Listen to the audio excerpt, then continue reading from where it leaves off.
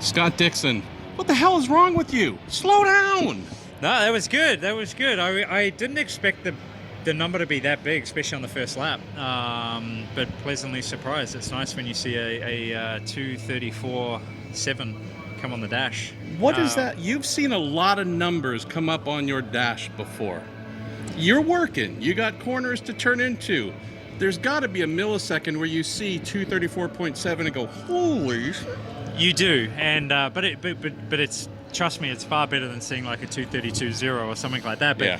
but you know, you're right. Like the amount of controls you have going on now, whether it's adjustments to roll bars, to the weight jacket, to collapsing the weight jacket, to trying to adjust that for the next corner and thinking about that, to gear changes. It's very easy to get out of sync on one of them. Sure. And if you get out of sync on collapsing the weight jacket to missing the upshift, and then you get a hard limiter spike, you'll be a mile an hour down on that lap. So it is a big sequence, and luckily I think with the repetition that we've had the last few days, you kind of get it kind of stuck into your mind. But I know last year I kind of made a mistake on a couple of runs like that, so it's definitely easy to do. But seeing that number is pretty sweet, man.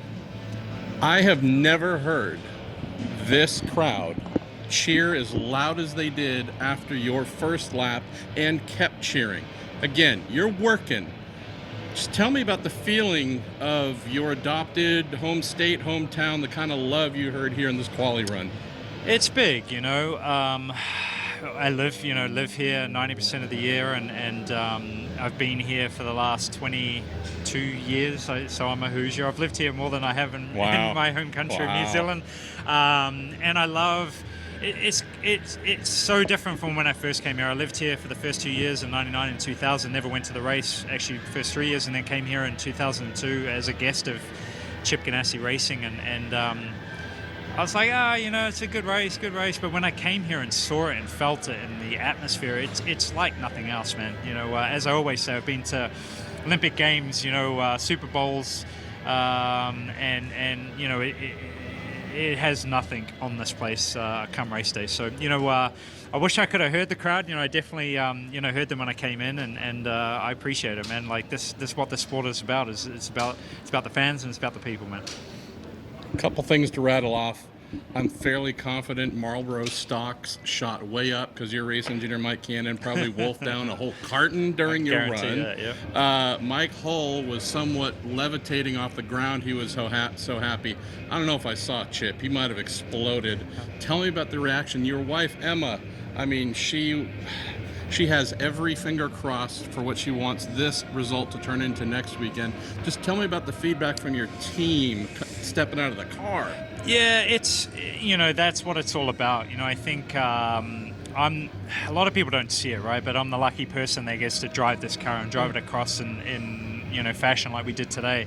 But there's literally hundreds of people that are part of this effort and work on these cars year round. Even from last year's race, to where we are now, they've been working non-stop and trying to figure out ways to go faster. And I think that's probably the most rewarding part, is coming back to the pits.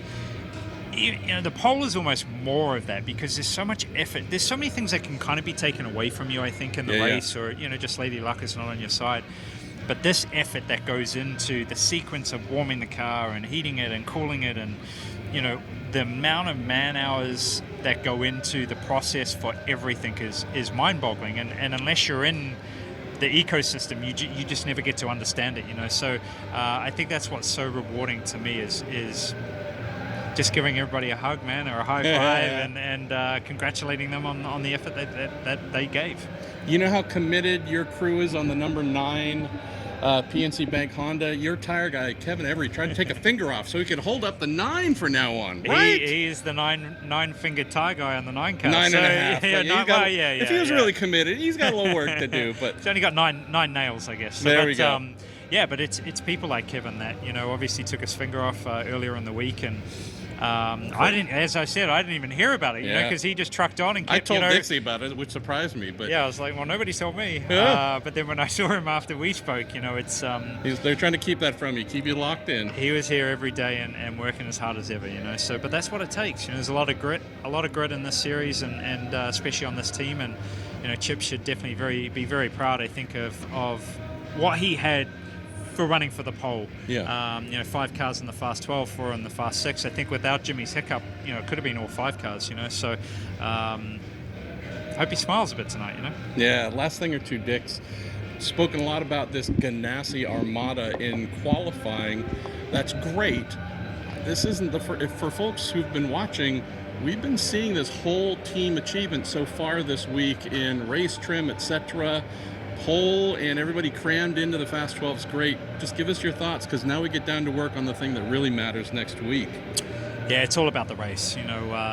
Again, I feel extremely privileged to be on the pole and to take the car across with all the effort that everybody put in. But on a personal side, we haven't converted that well. We've had 5 poles and only won once, but all 33 drivers, that's all they want, man. They want to be drinking that milk. To be on a short list of less than 70 people in the whole world that have ever won this race, a much shorter list when it's a 2-time winner. For me, having the taste of winning in 2008, just every year, you just want that feeling again. And finishing second, I think 4 or 5 times, 3 of those under caution, you can't do anything about it. You couldn't even race for it. It's those days suck, but that's what fires you up even more for coming next Sunday. Are we guaranteed anything? Absolutely not. We're gonna have to work hard for it. Last item, and this isn't meant to be sad. It isn't. It's just a little bit of reverie. We've done these before, and usually we've had our man Miller on the other side. Yeah. This is our first time here without him. I imagine he is cursing, cheering, and probably saying inappropriate things about your wife up there. Yeah, he normally, him and Shunk would buy her, nice lingerie, and deliver it, so that was always, kudos to them. But no, all of us miss Robin.